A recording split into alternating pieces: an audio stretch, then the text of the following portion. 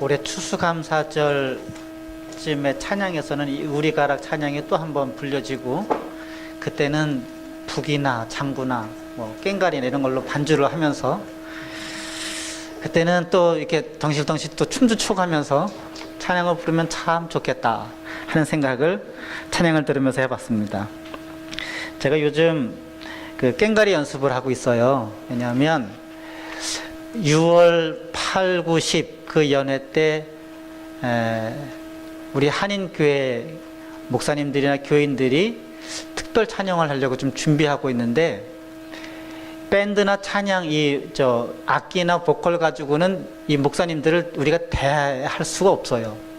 워낙 뭐 오랫동안 찬양도 하셨고 뭐 악기도 다루시고, 그래서 이게 연회 때마다 목사님들이나 교인들을 중심으로 한 밴드도 구성이 되고 합창단도 구성이 되는데 굉장히들 잘하세요. 그래서 그냥 해서는 이게 경쟁력이 없고, 뭐가 경쟁력이 있을까? 우리는 뭐 꽹과리 치면 뭐 다 제압할 수 있잖아요. 그래가지고 한번 그냥 꽹과리 치면서 나가서 한번 신명나게 놀아볼까 하는데 잘 모르겠습니다. 제가 꽹과리는 조금 치는데, 이제는 이게 제가 83년도에 1년 동안 쳐봤으니까 오래전에 쳤는데 지금 많이 치니까 옛날 그 감각이 살아나고 기억도 나요. 그런데 문제는 상쇄가 없어요. 제가 앞에서 나서서 이렇게 막 이끌 정도는 안 되거든요. 근데 요즘 페이스북에 정말 좋은 게, 지난 목요일 날, 왜냐면 다음 주 월요일 날 한인 목사님들이 모여서 이제 연습을 하기로 했는데 아직도 가르쳐 줄 분을 못 찾아서 페이스북에다가 그런 악보나 있으면 좀 알려주세요 하고 올렸더니, 아틀란타에 사는 분이 미네소타에 그런 분이 있으니까 한번 연락해 보세요. 그 다음날 연락이 왔어요. 그래서 그날 저녁에 연락했더니 곧 보내드릴게요 해서 악보를 4곡이나 받았지 뭡니까. 이야, 참 놀라워요. 아마 그래서 이런 일들이 잘 되는 거 보면 연회 때에도 잘 될 수 있을 것 같아요. 바람대로. 또 그 추수감사절 때도 잘 될 수 있을 것 같아요. 바람대로. 뜻하지 않게 눈이 많이 와요. 그죠? 길이 미끄러운데도 여러분들 오시느냐고 다들 수고 많이 하셨습니다. 눈이 안 오는 곳에서는 눈이 이렇게 오면 신나잖아요. 일단은 뭐 그 길 미끄러운 건 둘째 치고, 뭐 나중에 지저분해지는 거는 나중 생각이고, 일단 눈 오면 다 좋잖아요. 그래서 이럴 때 하나님 우리에게 눈이 내려주셔서 감사합니다 그러면 다들 좋아하는데, 이게 에임스에 오면 좀 달라요. 이게 눈 오는 것 하나님 감사합니다 그렇게 기도했더니 분위기가 아주 싸해져요. 처음에 제가 왔을 때, 잘 모를 때. 자, 이렇게 눈 오는 날 1월 20일 주일 아침에 우리가 요한복음 2장 1절부터 21절까지 말씀을 읽었습니다.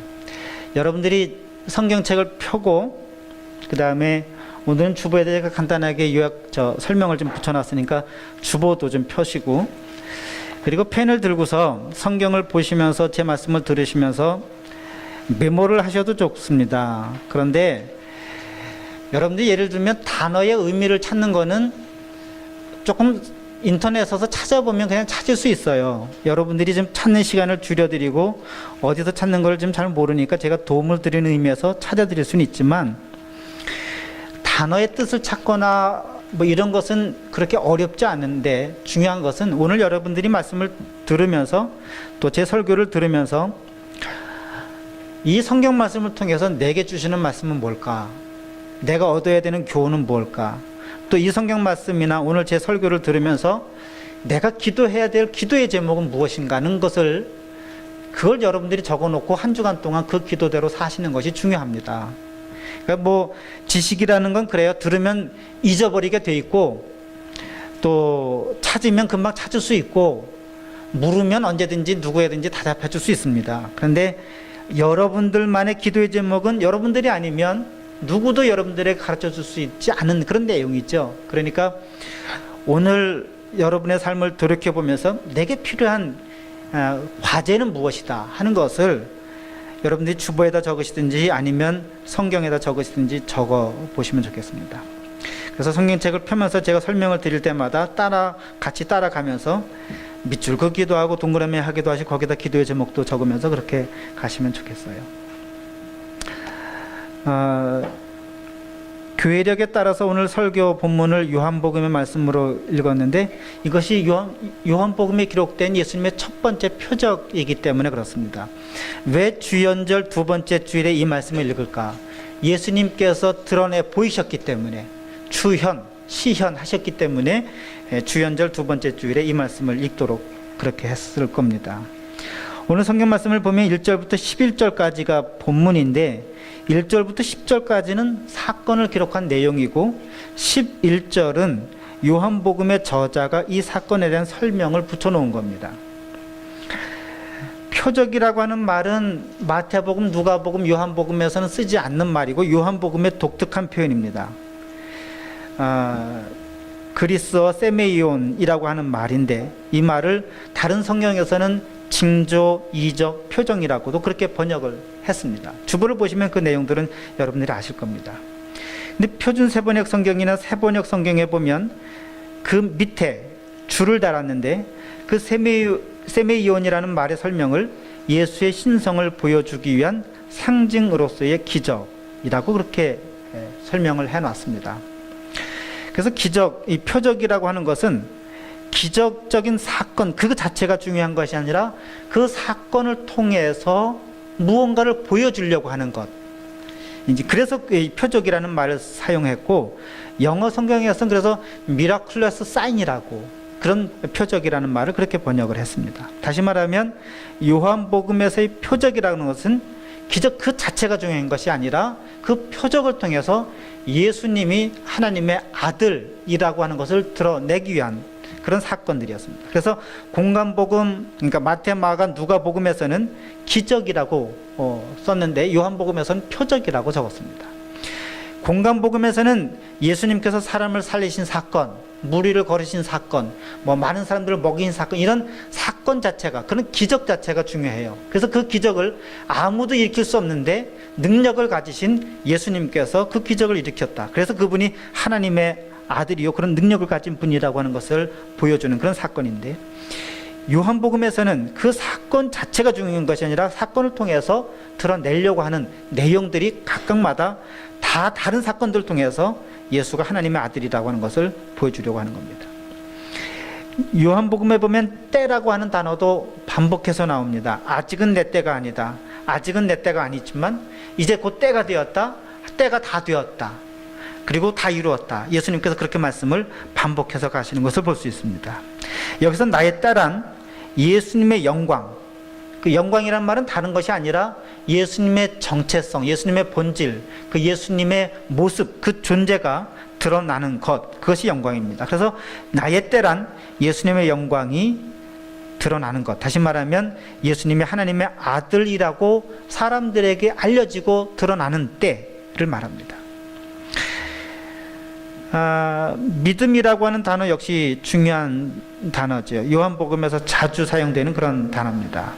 표적을 보고 예수님께서 하나님의 아들이라고 하는 것을 사람들이 믿었다고 반복해서 표현됩니다. 그래서 이 믿음이라고 하는 단어는 예수님을 만난 사람들이 예수님을 만난 이후에 보이는 그런 반응들이에요. 그래서 믿음을 가진 사람들은 제자가 되고 그렇지 못한 사람들은 예수님의 제자가 되지 못했습니다. 자, 이런 전 이해를 가지고 오늘 성경 말씀을 읽었으면 좋겠습니다. 근데 한 가지 더, 오늘 이 본문의 말씀을 읽으면서 많은 분들이 이해하기 어려운 본문이 예수님과 예수님의 어머니와의 대화입니다. 예수님의 어머니가 예수님에게 포도주가 없다고 그렇게 말씀하셨는데 예수님이 여자여 나와 무슨 상관이 있습니까? 마치 이렇게 좀 퉁명스럽게 반대하는 것처럼 그렇게 예수님의 말씀이 들립니다. 근데 여러분들이 예수님의 말씀을 영어 성경, 좀 다른 번역으로만 읽어봐도 이것이 좀 예수님과 예수님의 어머니의 대화가 이게 서로 동문서답하는 대화가 아니라고 하는 것을 서로 알 수 있습니다. 이를테면 두 사람이 대화하고 있는데 지금 때에 관한 겁니다. 지금이 그때일까요? 지금 내가 그 일을 해야 될까요? 라고 하는 그런 예수님과 어머니와의 이를테면 논쟁과 같은 대화 같은 논쟁적인 대화입니다. 그래서 예수님의 어머니는 자, 지금 포도주가 없으니 이때에 아들인 예수가 하나님의 아들이라고 하는 것을 여기서 드러내 보일 때다 라고 그렇게 어머니는 말씀하시고 있는 거고, 어머니는 그게 지금 어머니 생각인데 저는 지금 그렇지 않아요. 이게 어머니와 저는 다를 수 있어요. 지금 그게 지금은 아니라고 저는 생각을 해요. 라고 하는 그런 이제 예수 어머니와 예수님과의 대화입니다. 자, 이런 그 전이해를 가지고 오늘 성경 말씀을 같이 읽어보시죠. 사건의 핵심, 이 내용의 핵심은 가나의 혼인잔치에서 예수님께서 물로 포도주를 만들었다는 데 있습니다. 그래서 이 본문을 여러 가지 각도에서 그 의미를 해석할 수 있고 교훈도 찾을 수 있습니다. 예수님께서 첫 번째 기적을 일으켰다. 주로 이건 퀴즈에서 많이 사용하는 그런 거죠. 자, 예수님의 기적, 첫 번째 기적 뭐지요? 그러면 이제 뭐 가나 혼인잔치에 이런 얘기 대답입니다.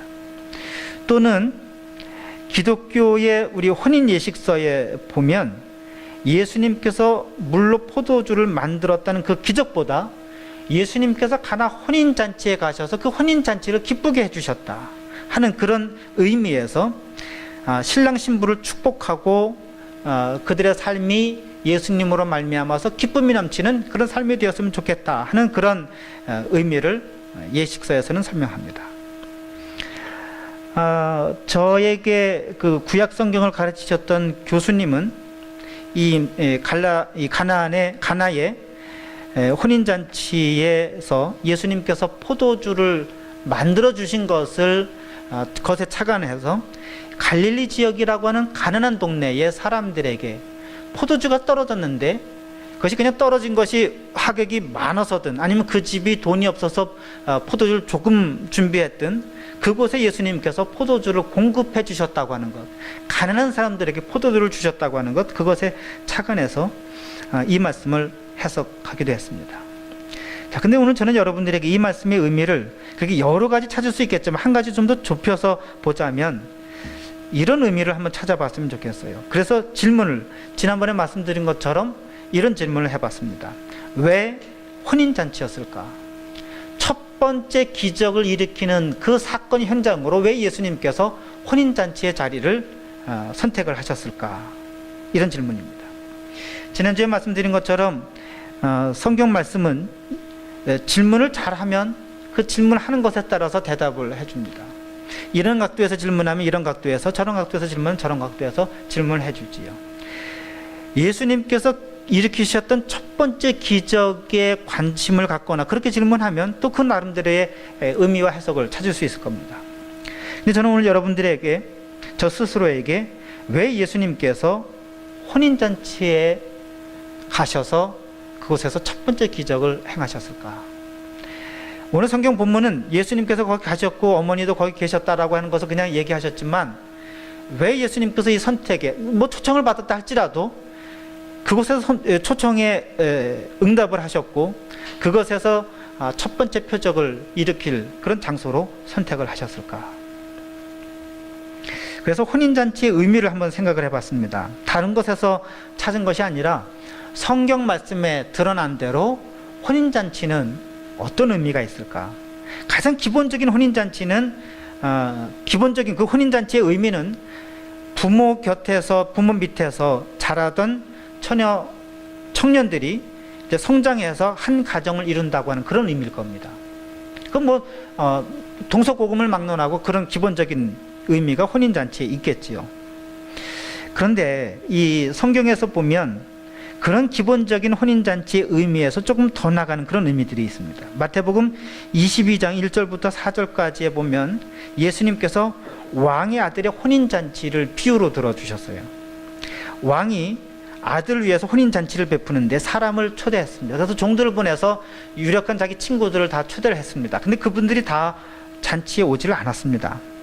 그래서 왕이 화가 나서 자기 종들을 길거리로 나가서 다 만나는 사람 누구든지, 그 사람이 가난한 사람이든지 부자든지 뭐 더럽든지 어떠든지 다 초대해서 이 잔치의 자리를 채우라고 그렇게 말씀했습니다. 그래서 아들의 혼인잔치가 손님들로 가득 찼어요.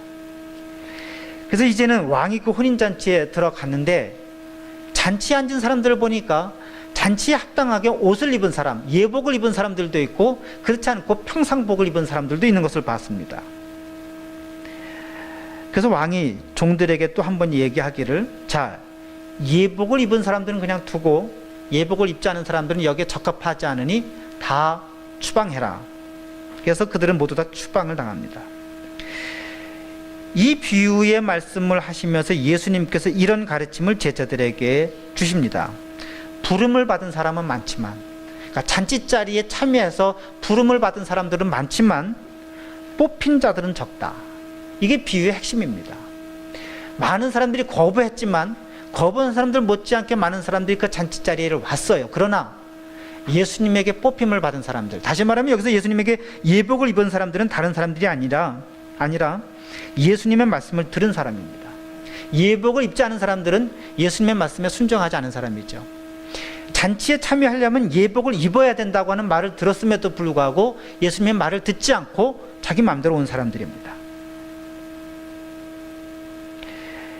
예수님께서 이렇게 말씀하신 것은 혼인잔치의 비유를 통해서 사람들에게 무엇을 가르쳐 주셨냐면, 그렇게 예복을 입고, 다시 말하면 예수님의 말씀을 듣고 가르침을 듣고 예수님과 함께 할 사람들에 관한 얘기입니다. 부름을 받은 사람은 많지만 예수님에게 뽑힘을 받은 사람, 예복을 입고, 다시 말하면 예수님의 말씀을 듣고 예수님과 함께 새로운 공동체를 할 사람들은 그렇게 많지 않다 하는 것을 얘기하는 겁니다. 근데 이것을 다시 말씀하자면, 그렇게 예수님께서는 예수님의 말씀을 들은 사람들을 중심으로 해서 새로운 공동체를 만들어 가겠다 하는 것이 이 말씀의 핵심입니다. 자, 그렇다면 이것을 가나 혼인잔치에 비유를 해보자면 이런 겁니다. 가나 혼인잔치에도 역시 마찬가지로 부름받은 사람을 많았습니다. 과연 그런데 이 혼인잔치를 통해서 부름받은 사람은 많았지만 예수님의 말씀을 듣고 예수님과 함께 새로운 언약 공동체를 시작한 사람들은 과연 몇이나 되었을까? 거기 11절에 보면 예수님의 제자들이 믿고 예수님을 따랐다고 그렇게 얘기를 합니다. 예수님을 믿었다 하는 그런 반응이 있었죠. 아마 남은 많은 사람들은, 부름을 받은 그 잔치에 참여한 사람들은 많았지만 예수님의 말씀을 듣고 예수님에게 선택된 사람들은 예수님과 함께 했던 제자들 뿐이었다고 하는 겁니다. 자, 여러분, 이제 그 새해를 시작해서 20일이 지났어요. 야, 송구영 신예배를 드린 지, 계약갱신 예배를 드린 지 엊그제 같은데 벌써 20일이나 지났습니다. 새 학기로 부름받은 사람을 많겠지만 학기 말에 가서 뽑힌 사람은 과연 몇 명이나 될까? 여러분들에게 질문해보고 싶어요. 새 학기를 시작한 사람은 참 많지만, 그래서 누구나 다 한 학기를 그럭저럭 보낼 수는 있겠지만 한 학기를 정말 잘 보내서 우수한 학생이라고 뽑힐 수 있는 사람은 과연 몇이나 될까? 우수한 교수로 뽑힐 수 있는 사람은 몇 명이나 될까? 부름을 받아서 교회에 왔지만 정작 예수님의 말씀을 듣고 예수님의 말씀에 따라서 살겠다고 결심하는 사람, 그래서 예수님에게 뽑히는 사람들은 과연 몇 명이나 될까? 많은 사람들이 교회 문턱을 드나들고 왔다 갔다는 하지만 과연 구원받은 사람들은 몇 명이나 될까? 여러분들에게 오늘 이 아침에 질문해보고 싶은 내용입니다.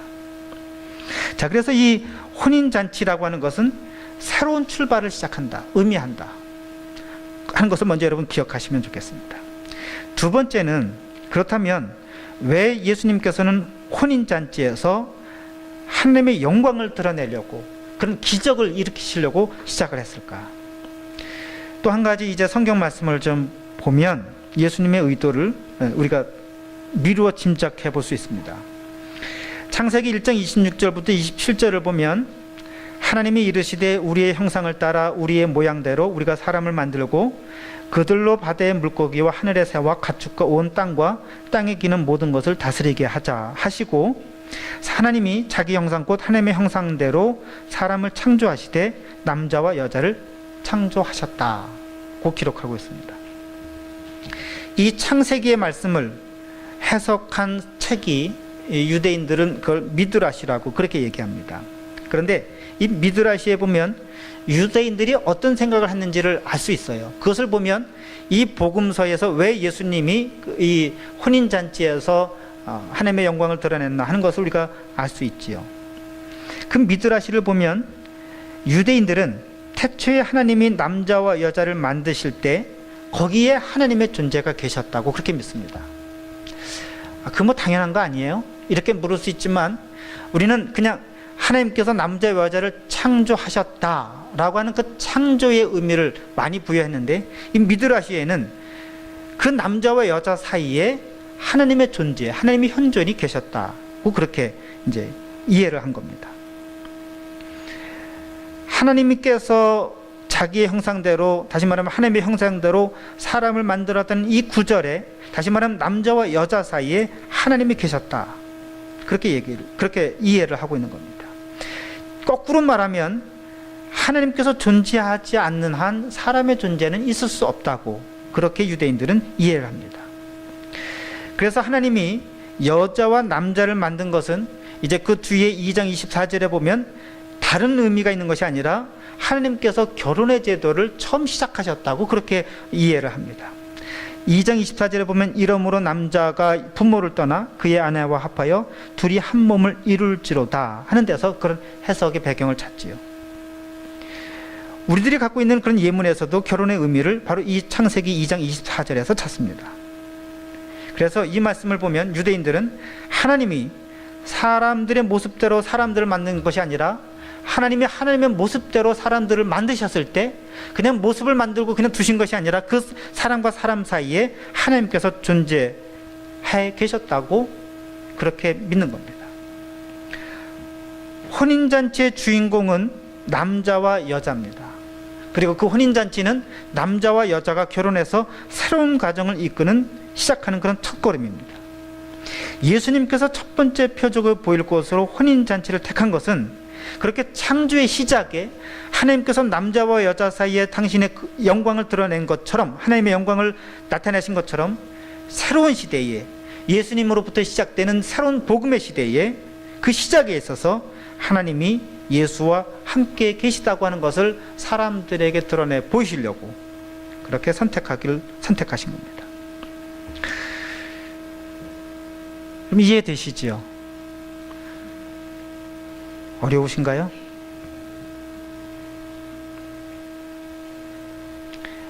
그러면 그냥 듣고 외우세요. 하나님께서 예수님과 함께 계신다. 외우시면 돼요. 자, 그러면 우리 한번 스스로에게 질문을 해보죠. 부부 사이에 유대인들이 그런 이제 믿음을 가졌다고 하는데 그 믿음이 저는 좋다고 생각해요. 유대인들의 믿음이라고 해서 뭐 다 우리가 저버릴 것은 아니잖아요. 그렇게 남자와 여자 사이에, 남편과 아내 사이에 하나님께서 존재하고 계셨다라고 하는 그런 믿음이, 그런 이해가 있었는데 과연 우리들의 믿음 속에는 그런 믿음과 이해가 있었는가? 또는 아주 구체적으로 질문해서 남편과 아내 사이에 하나님께서 존재하고 계시는가? 뭐 이 표정들을 보시니까 건널 수 없는 강이 우리 사이에 있지 뭐 하나님이 계시냐 이런 생각을 하시는 것 같아요. 그런데 그곳에 정말 하나님이 계시는가? 에이, 뭐 나는 아직 결혼 안 했는데 뭐 이렇게 생각하실 것이 아니라 여러분들이 데이트하는 그 사이에 하나님이 계시는가? 마주 잡은 손만 있는 것이 아니라 그 사이에 하나님의 말씀이, 하나님의 존재가 계시는가? 여러분 스스로 질문해 보십시오. 저는 분명히 여러분과 저 사이에 하나님이 계시다고 믿습니다. 여러분과 여러분들 사이에 하나님이 계셔요. 부부와 부부 사이에, 남편과 아내 사이에, 부모와 자식 사이에, 애인과 애인 사이에, 친구와 친구 사이에 하나님이 존재하고 계신다고 하는 것이 우리의 믿음입니다. 하나님이 나와 동행하셔서 늘 하나님이 나를 도와주신다고, 지켜주신다고 하는 그런 믿음이 하나님이 존재하시기 때문에, 우리 사이에 계시기 때문에 그것이 가능한 것 아니겠어요? 그러니까 도와주시고 우리를 인도해 주시고 사랑해 주신다고 하는 거기에 방점을 찍을 것이 아니라 하나님께서 우리 사이에 먼저 계시다고 하는 것을 인정하고 인지하고 살아가는 것이 중요하다는 말씀입니다. 여러분들이 새로운 출발을 했는데 20일이 벌써 지났지요. 근데 그런 새로운 출발 그 사이에, 여러분들의 발걸음 그 사이에 하나님이 존재하고 계십니까? 새로운 각오와 다짐 속에 하나님이 함께 계시다고 하는 것을 믿으시나요? 우리 믿음이라는 게 사실 근데 그래요. 하나님께서 우리를 지켜주신다고 하면서도 다 여러분 자동차 보험 드셨죠. 생명은 하나님께 있다고 하면서도 다 건강보험, 의료보험 다 들고 계시지요. 하나님께서 우리를 눈동자와 같이 지켜주신다고 하면서도 우리 다 피뢰침 밑에서 살아요. 근데 그런 얘기가 아니라 하나님께서 우리 사이에 계신다고 하는 것, 특별히 우리 가정에, 부부 사이에, 새롭게 시작하는 그 남자와 여자 사이에 하나님께서 함께 계신다고 하는 것, 여러분 믿으시기 바랍니다. 이제 그냥 만약에 이해 안 되면 그냥 외우시고, 외우는 게 안 되면 그냥 믿으세요. 그러면 돼요. 근데 말씀드린 것처럼 이 가나 혼인잔치에서의 기적은 물로 포도주를 만들었다는 데 있습니다. 우리가 주목해야 될 것은 정결례를 위한 돌 항아리에 물을 채워서 그 물을 가지고 예수님께서 포도주를 만드셨다는 거예요. 근데 이제까지 우리가 눈여겨보지 못했던 일 중에 하나가 그냥 예수님께서 항아리를 가지고 거기다 물을 채워서 물로 포도주를 만드셨다. 그거를 유심히 봤습니다. 그런데 유대인들의 정결예법에 따르면, 유대인들의 정결예법, 그냥 정결예법이 우리는 이제 돌 항아리라고 하니까 조그맣다고 생각하시는데 이게 굉장히 큰 항아리예요. 사실은 그냥 물 손 씻는 정도의 항아리가 아닙니다. 물 6항아리를 다 갖다가 합치면 목욕할 수 있는 그런 정도의 내용 물이에요. 이것은 그냥 손 씻는 물이 아니죠. 그래서 목욕하는 물이고 세례받는 물이고 그런 물일 거예요. 아무튼 손을 씻는 물일지라도 그 물을 가지고 포도주를 만들었다고 하면 손을 씻는 정결 예법만 문제가 아니라 그 돌 항아리 자체도 문제가 됩니다. 어떤 문제가 될까요? 힌트를 제가 드릴 테니까 답을 찾아보세요. 신명기 14장 21절에 보면 염소 새끼를 그 어미의 젖에 함께 삶지 말라, 그런 말씀이 있습니다. 그래서 유대인들은 지금도 한 식탁에서 고기와 우유와 치즈를 함께 먹지 않습니다. 아침에 고기를 먹으면 저녁에 치즈를 드세요. 그리고 이분들은 이 두 가지 음식을 다루는 식기, 재료, 기구들도 엄격하게 구분합니다. 그래서 한 접시에 치즈와 고기를 함께 담지 않습니다. 두 번째 힌트는 레위기 19장 9절에 있습니다. 너희는 내가 정해주는 이 규정을 지켜야 한다. 너희 가축 가운데서 종류가 다른 것끼리 교미시키지 마라. 내 밭에 다른 종자를 섞어 뿌리지 마라. 종류가 다른 실을 섞어 짠 옷을 내 몸에 걸치지도 마라. 자, 어떤 대답일까요? 한 항아리에 손을 씻을 수 있는, 목욕을 할 수 있는 정결예법과 음식을 같이 먹는 음식을 담는다는 것은 정결예법에 맞지 않는 겁니다. 한 곳에 두 가지 종류를 함께 섞지 말라는 교훈에 위배되는 그런 내용입니다. 그렇기 때문에 예수님께서 그들이 정결 예식에 사용했던 기구를 음식 담는 그릇으로 사용했다고 한다면 그것은 유대인들의 정결 예법에 위배되는 겁니다. 자, 그렇다면 예수님께서 몰라서 실수하셨을까요? 알고서도 그렇게 하셨을까요? 몰라서 실수하셨다면 예수님은 유대인이 아닐 겁니다. 근데 알고서 예수님께서 하셨다면 일부러 하셨을 겁니다. 그래서 요한복음의 저자는 이 사건을 기록하면서 연회장이 새로운 포도주를 맛보았을 때 그것이 어디서 났는지 알지 못했다라고 그렇게 설명을 달고 있는 겁니다. 만약에 연회장이 알았다면 문제가 될 수 있었다는 얘기겠지요. 그렇다면 예수님께서는 왜 정결 예식에 사용하는 항아리에 담은 물을 포도주로 만드셨을까? 왜 항아리에 물을 담아서 그 항아리에다가 그 항아리에 있는 물을 가지고 포도주를 만드셨을까? 만약에 그냥 포도주가 필요하셨다면 다른 포도주 그릇을 가져오라고 하면 돼요. 포도주를 담았던 그것이 항아리가 됐든 뭐 탱크가 됐든 오크통이 됐든 그걸 가져오라고 하면 될 텐데 왜 예수님께서는 하필이면 정결 예식을 사용하던 그 항아리에 물을 담아서 사용하셨을까? 예수님의 의도가 있지 않았겠어요?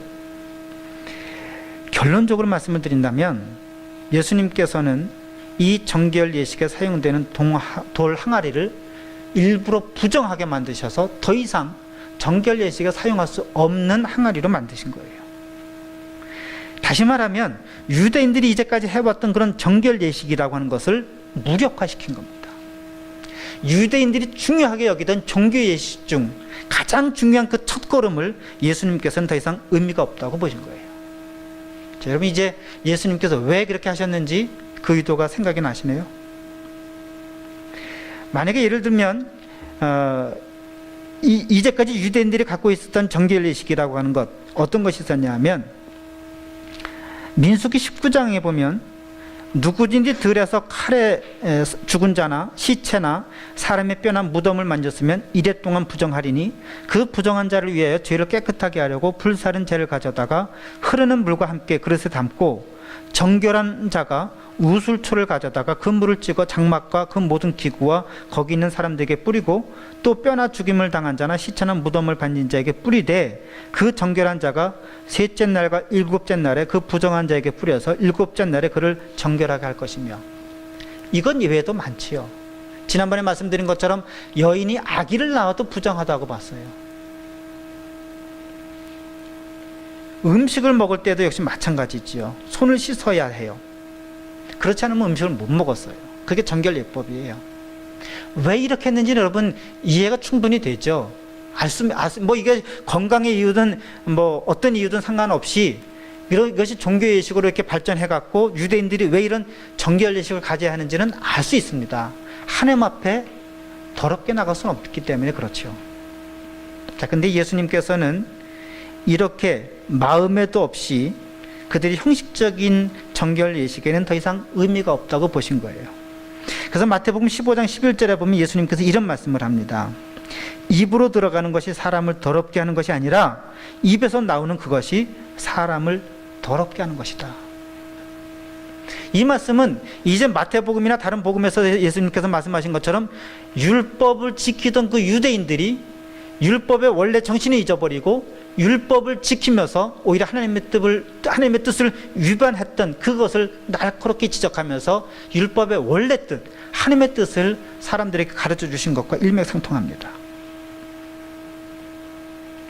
이런 행동을 하면 유대인들이 싫어한다는 것을 예수님께서 모르셨을까요? 아셨을 겁니다. 반대와 저항이 없었을까요? 있었을 것 충분히 예상할 수 있습니다. 그럼에도 불구하고 예수님께서는 이 행동을 하셨습니다. 왜? 확신이 있었기에, 믿음이 있었기에, 새로운 신앙 공동체가 시작되어야 된다고 하는 그런 비전이 있었기에. 그래서 유대인들이 가장 중요하게 여기는 의례 중에 하나, 정결예식을 예수님께서 거부하셨고 그것을 무력화시켰고 부인하신 겁니다. 이런 행동들은 예수님 얼마든지 복음서에서 찾아볼 수 있지요. 제자들이 이 표적을 보고 믿었을까요? 믿었습니다. 제자들이 이 표적을 보고 예수님의 마음을 이해했을까요? 이해했습니다. 이해했으니까 믿었지요. 예수님께서 이런 행동을 함으로써 새로운 삶이 시작된다는 것을 제자들이 받아들였을까요? 받아들였습니다. 그것의 표현이 믿음입니다. 과거와 전통과 화석이 된 규례를 버리고 하나님의 아들 예수와 함께 새로운 세상이 시작되었다고 하는 것을 제자들은 믿었고 받아들였고 그 비전을 함께 했습니다. 자, 여러분은 어떠십니까? 잔치는 계속되어야 하겠죠? 잔치가 중도에 끝나면 그것만큼 재미없는 잔치 없지요. 그런데 포도주가 떨어졌습니다. 그것은 흥이 깨진 잔치집은 생명력을 잃은 유대교지요. 생명력을 잃은 그곳에 희망을 찾을 수 있는가? 없습니다. 그럼에도 불구하고 잔치는 계속되어야 합니다. 왜? 하나님의 백성들을 위해서. 그래서 예수님께서 제공하는 물로 만든 포도주는 이제 더 이상 물이 아니지요. 그리고 예전 포도주보다 맛이 훨씬 더 좋았습니다. 다시 말하면 유대인들이 제공하는 포도주는 떨어졌어요. 그나마 그나마 맛있던 그 포도주마저도 떨어졌습니다. 근데 예수님께서 새로운 포도주를 주셨고 그 포도주의 맛은 이전보다 맛있었어요. 다시 말하면 예수님께서 전하시는 그 복음은 이전에 유대인들이 전하던 그 복음보다도 훨씬 더 맛있는 생명력 있는 그런 말씀이 될 겁니다. 예수님과 함께하는 그런 새로운 세상은 비록 힘들지라도 훨씬 더 맛있는 세상, 살맛 나는 세상, 기쁨이 있는 세상, 그런 세상이 될 겁니다. 그래서 예수님의 제자들은 예수님께서 보여주셨던 그 기적을 보고 이것이 사인이구나, 새로운 시작이, 새로운 세상이 시작되었구나 하는 것을 보고 믿었다고 하는 겁니다. 여러분, 문제는 이 포도주가 떨어진 잔치집이 바로 우리 집이 아닌가 하는 그런 생각입니다. 다른 집이 아니라 우리가 몸담고 있는 이 기독교, 우리가 몸담고 있는 이 개신교, 우리가 몸담고 있는 이 사랑의 교회가 아닐까 하고 되돌켜 봐야 합니다. 자, 여러분에게 우리가 그렇다고 단정 짓는 것이 아니라 우리들 삶 속에 생명력이 없다면, 맛 좋은 포도주가 떨어졌다면 더 이상 우리가 유대교와 다를 것이, 생명력을 잃은 그 유대교와 다를 것이 무엇이 있겠습니까? 우리는 유대교인도 아니고 가톨릭 교인도 아니고 개신교인입니다. 이 개신교를 영어로 뭐라고 얘기하냐면 프로테스탄트라고 얘기합니다. 가톨릭 교회에 대해서 프로테스트하고 나온 교단이란 뜻이에요. 근데 우리 요즘 이 프로테스탄트들이 비기독교인들에게 프로테스트 당하고 있지요. 왜 그럴까요, 여러분? 우리들의 잔치가 당신들만의 잔치가 되고, 당신들이 주는 포도주는 맛이 없고 더 이상 당신들에게서는 맛있는 포도주를 맛볼 수 없기 때문에 그들이 아우성치는 것은 아닐까요? 여기 비어있던 그 항아리처럼 내용도 없이 형식만 가득한 것이 우리들의 모습이라고 한다면 사람들이 어디에서 맛있는 포도주를 찾겠습니까?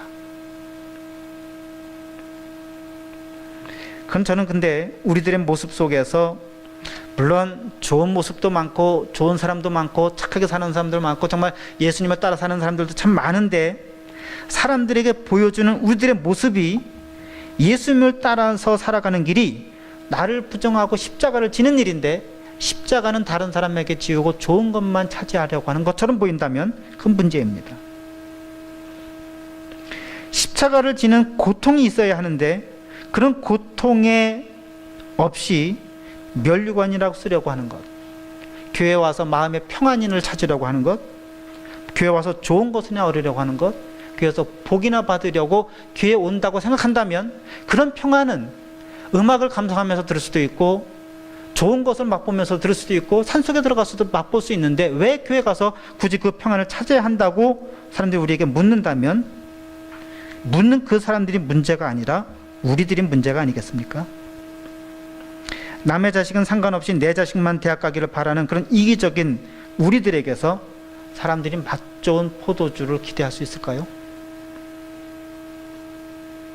그래서 여러분, 오늘 여러분들이 이 성경 말씀을 읽고 제 설교를 들으면서 생각나시는 것이 있다면 과연 내 안에 있는 생명력이 무엇일까? 사람들에게 예수를 믿으면 좋다고 보일 수 있는 것이 무엇을 여러분들이 갖고 있는가? 거기다 적어 보십시오. 여기 와서 구원이 있다고 얘기할 수 있는 것이 무엇이 있는가? 사람들에게 무엇을 자신 있게 내놓을 수 있는가? 여러분 적어 보십시오. 만약에 없다면 그 일을 놓고 기도하셔야 합니다. 그렇지 않겠습니까? 저는 이렇게 선교를 하거나 봉사하는 것 잘 못하지만, 그리고 제가 해외 선교를 하거나 멀리 가서 봉사활동하는 것을 반대하는 것은 아니지만, 해외 선교를 가겠다고 하면 막 6개월 전부터 기도하고 모금하고 훈련하면서 해요. 근데 왜 동네 선교는 그렇게 못하는지 모르겠어요. 저기 미주리 가서 봉사활동을 하는데 왜 에임스에 가서는 못해요? 해외 가서 봉사는 하는데 왜 여기서는 못하냐고요. 우리가 여기서 사람들에게 보여주지 못한다면 어디 가서 보여줄 건데요? 여러분, 큰일 아닐지라도, 큰일 하면 좋지요. 근데 큰일 아닐지라도 우리가 지금 여기서 할 수 있는 것, 멀리 가지 않더라도 지금 여기서 할 수 있는 것부터 조금씩이라도 사람들에게 생명을 갖고 살아가는 사람들, 예수와 함께 새로운 세상을 꿈꾸는 사람들은 이런 모습이라고 하는 것을 보여줄 수 있어야 합니다. 제가 여러분들에게 말씀드릴 때도 여러분들도 물론 제 말의 표현이 부족하고 설명이 부족해서 짧아서 그렇겠지만 제 이야기를 다 이해 못하는데, 밖에 나가 있는 사람들에게 예수님의 말씀을 가르친다고 여러분 생각해 보세요. 자, 예수님이 가나에서 혼인잔치 했는데 언제 그걸 여러분 보여주시겠어요? 여러분들이 보일 수 있는 것은 그렇게 예수와 함께 새로운 삶을 살아가는 삶의 모습입니다. 그게 먼저 보여져야 되는 거지요.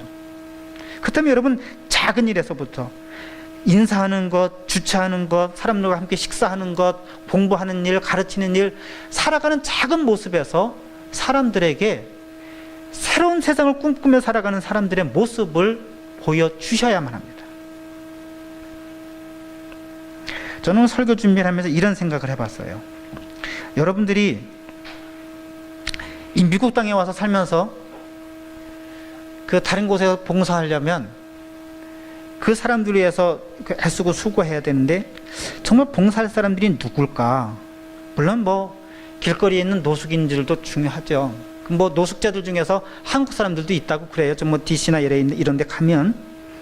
근데 여기 미국에서 사는 백인 노숙자보다 우리 모여있는 이 마이너리티가 더 불쌍한 사람들 아닌가요? 감이 안 오셨나 봐요. 여기 있는 여러분들 다 이렇게 겉은 멀쩡하지만 우린 미국 사람들이 보면 마이너리티 중에서도 마이너리티예요. 그죠? 영어도 잘하는 데서 버벅버벅하지요. 뭐 와서 자기들끼리 모여서 산다 그러는데 맨날 뭐 좀 궁적궁적 하는 것 같은데 참 얼마나 소수 인종들이 소수답게 모여가지고 소수스럽게 살아가고 있어요. 만약에 여러분들이 어디 가서 미국에 어디 가서 마이너리티들에게 가서 봉사한다면 히스패닉들에게 가서 하시겠어요? 아니면 저 블랙 사람들한테 가서 하시겠어요? 아니면 유럽 사람들한테 가서 하시겠어요? 아니면 중국 사람들한테 가서 하시겠어요? 여기 미국 인구 중에서 1%도 안 되는 이 작은 마이너리티 공동체에 와서 봉사하시는 거 괜찮지 않아요?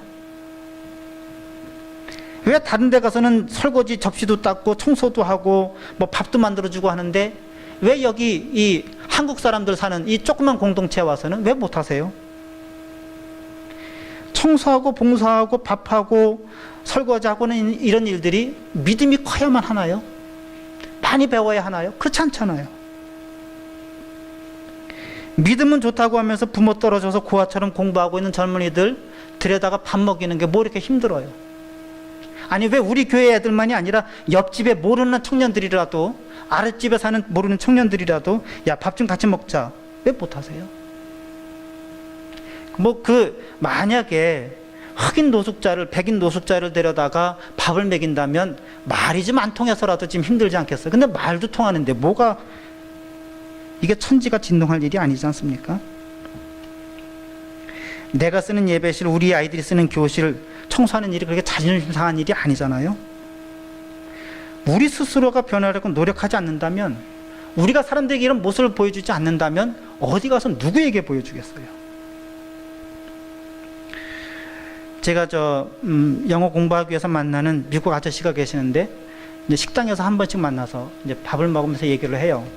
근데 그분한테 제가 배운 게 있는데 그 식당의 맨 앞에 주차 자리가 비어 있어도 먼 곳에 대고 주차를 해요.